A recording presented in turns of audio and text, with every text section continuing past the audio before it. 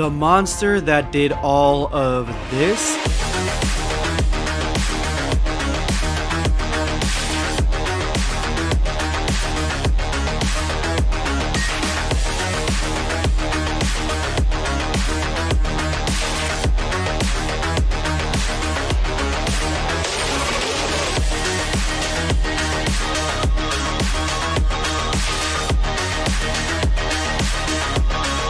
is getting a redemption arc in this chapter. Let's go ahead and see how that goes.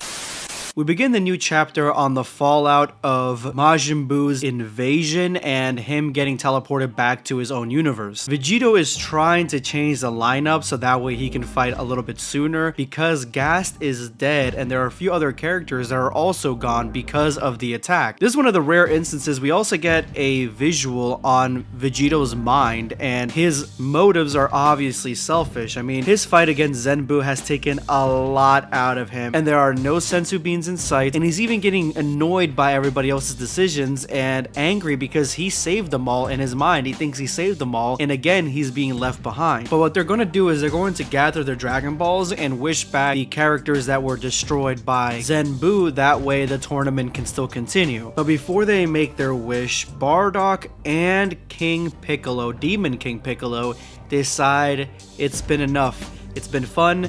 Time to go, and they ask to go back to their own universe. They both bond over the fact that Demon King Piccolo had killed all the Saiyans in his timeline in his universe, and Bardock and his Saiyans had killed all the Namekians in his, and they both realized that it was for the greater good. It doesn't affect them personally, so they're vibing to that, even to the point where Demon King Piccolo invites Bardock back to his universe, almost like on a vacation, for him to take some time off and relax as they subjugate whoever is around and whatever worlds try to defend themselves. They gather the Dragon Balls from one of the universes and they wish for Gast, Cell, Tapion to be resuscitated, number 18 to be reactivated, and Raichi to be repaired. But as soon as they're brought back, Tapion and Raichi end up skedaddling on out of there because, I mean, the story has gone on long enough at this point, so there's really nothing for them to do here. They're not strong enough to fight any of these characters. Everybody seems to be leaving, and honestly, this is probably for the best for the future of Dragon Ball Multiverse, because we need to start like wrapping this shit up. It needs to start condensing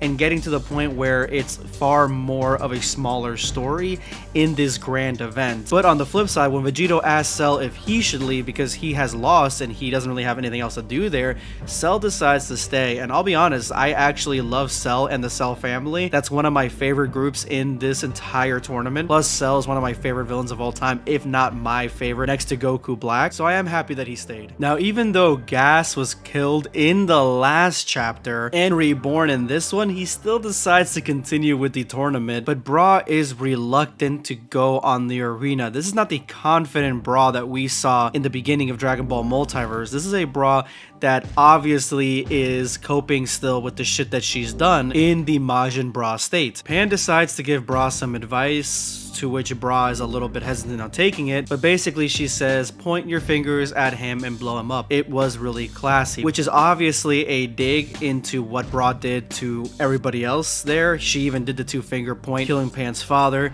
killing so many. So this is something that she's going to have to live down slowly for the rest of her life, and she may never get the respect of Pan back. Although, with that being said, I feel like that's where they're going for. They're going for Pan and Bra to have a friendship back again and be unified again. But Bra promised a wish to Universe 19, one of the main universes she devastated in the Majin Bra state, so she needs to commence with the tournament, which it makes sense for her. Again, she did make that promise. I know you love Dragon Ball, so don't forget to like and subscribe to BlackScape. Turn on all the notifications so you never miss a video. This is Rose, and I love you guys so much, and I can't wait till we hit the 500k Mortal Planet. So guys, I'm gonna be honest, going into this, I immediately thought that Gas was a shoo-in to win. And I'm not saying this because I know something that happens. I'm saying this because Gast is literally on a godly level. He is not only the strongest there with magic and one of the strongest there with power, but Vegito even said that he was one of the characters that he would be a challenge to face, to the point that Zenbu created an entirely brand new specific technique to deal with him. So Gas seemed like the shoo-in, but we can't ignore everything that Majin Bra has done and who she fought and how hard she fought when she was in that state. But still, it felt like Gas had the upper hand. But in the next image right here, we see that Gas actually is weaker physically with strength than Bra, but she is also extremely at risk for his magic. He's got a lot of magic that he can use against her, and she would be just at a complete disadvantage. He even has a technique that shuts down all her ki, so he could use that at the last resort. That is why he's such a monster, but it seems like if Bra gets in really close, she may still have a shot to defeat him. So Gas is thinking if he suddenly accelerates right toward Bra, she will obviously keep her distance because she doesn't know what kind of magic he's going to be trying to use, and even if he goes around her to try to surprise her with some speed, it won't be a surprise because Majin Bra is faster. Now he's thinking if he attacks her first with a ki blast, she'll think that they're gearing up for a traditional one-on-one fight. He's not going to use any of his magic, so she's easily going to avoid the blast and then charge him. But it'll be a trap because she will teleport him into space and return back on her own. But he can also teleport as well because he's seen her do it, and it's an easy technique to master apparently, which makes sense for someone like Gas.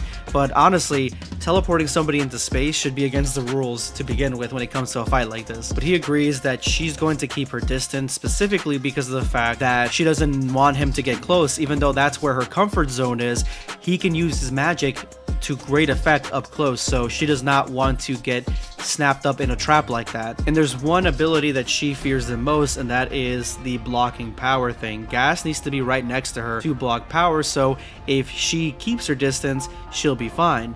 And I think this is a really neat way to show that they are just thinking, because whenever it goes into a fight between these two, the characters are covered in a shade of gray that shows that it's not a real fight. It's not happening in reality. They're just thinking about these situations. And in this situation, Bra is thinking of attacking him wildly with a ki scatter, trying to basically blind him. She'll keep doing the Vegeta thing where she's going to keep attacking him, and he'll do the cool thing where none of it actually hurt him and it's just brushing off some dust off his shoulder. She'll power up a bigger one, which will leave him no choice but to come up right behind her to turn off her abilities. Another strategy is for her to basically teleport not to him but all around him, a ability that even surprised her father, where she would just rush around him and attack him from all distance as fast as humanly possible. These attacks would be stronger than the other ones, so he would have to dodge them or else actually get some injury, and with the after image effect mixed in with her moving really fast, he won't be able to tell who the real one is. So then she teleports for the fatal blow, which to me,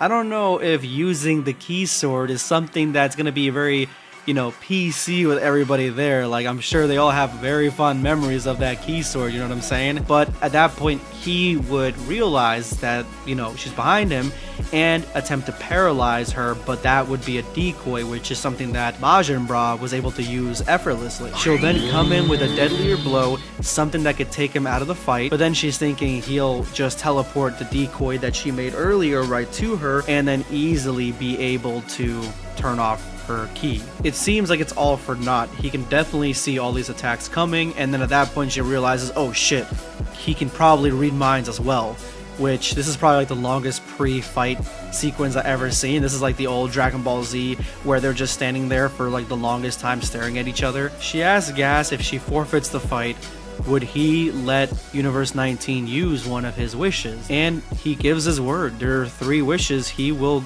grant one of them to Universe 19, which is the promise that she made after she was Majin Bra.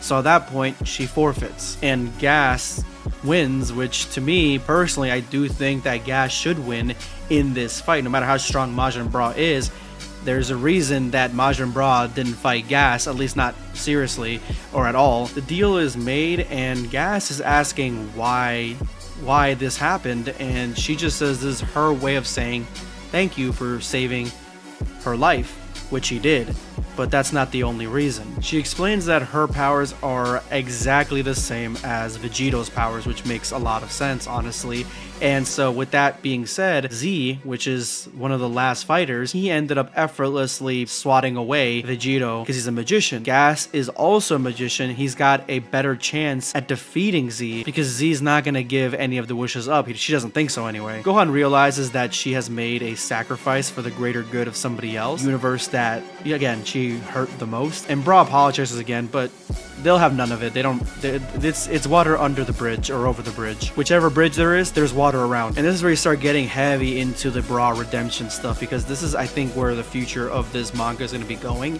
because now we have Han thinking about what she said, that was a different person, because she's remembering Bra. You know, she's thinking about all the times and all the experiences that she's had with Bra throughout her entire life. Now, the last page of this chapter is extremely ominous.